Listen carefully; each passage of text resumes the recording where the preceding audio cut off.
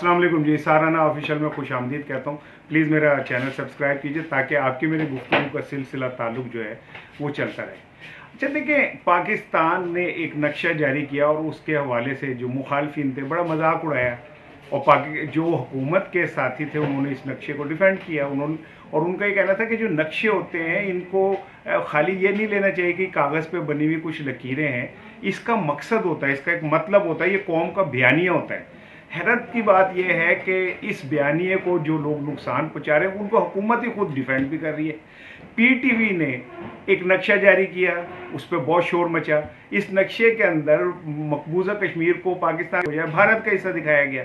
होना तो ये चाहिए था कि ऐसे लोगों को जिन्होंने भारतीय बयानिए को प्रमोट किया और पाकिस्तानी बयानिए का बेड़ा गर्क किया, उनके गिरबानों में हाथ डाले जाते, उन्हें बताया जाता कि कश्मीर के अंदर हमारे बहन भाई खून की कुर्बानियां दे रहे हैं, अपनी इज्जतों की कुर्बानियां दे रहे हैं, अपने जान और माल की कुर्बानियां दे रहे हैं। अगर हम कुछ नहीं कर सकते, हम उस दुश्मन का हाथ नहीं तोड़ सकते, तो कम से कम एक बयानिया तो डेवलप कर सकते हैं। और वो लोग जो उस बयानिया के रास्ते में खड़े अपने मजमूम मकासद लेके, उनके हाथ तो काट सकते हैं।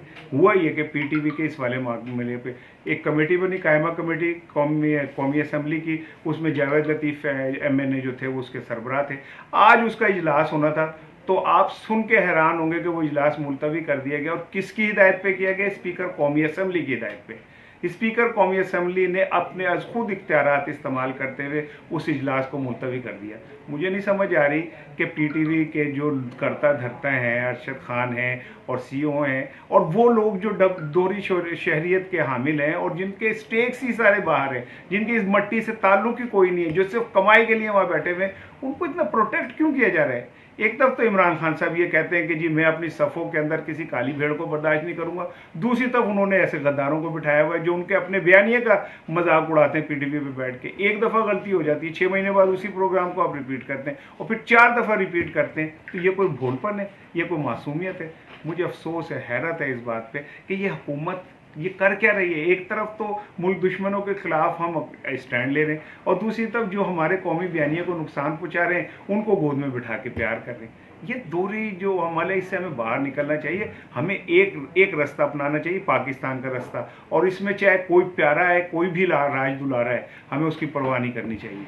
मुझे उम्मीद है कि कौमी असम्बली के स्पीकर साहब ने जो आज का इजलास मुलतवी किया है कायमा कमेटी का, वो उसकी ज़रूर कोई ना कोई वजाहत देंगे। लेकिन कौम चाह रही है कि उन मुजरिमों को सज़ा मिले जिन्होंने अपने पाकिस्तान के कौमी नक्शे से कश्मीर को निकाल के भारत का हिस्सा दिखाया।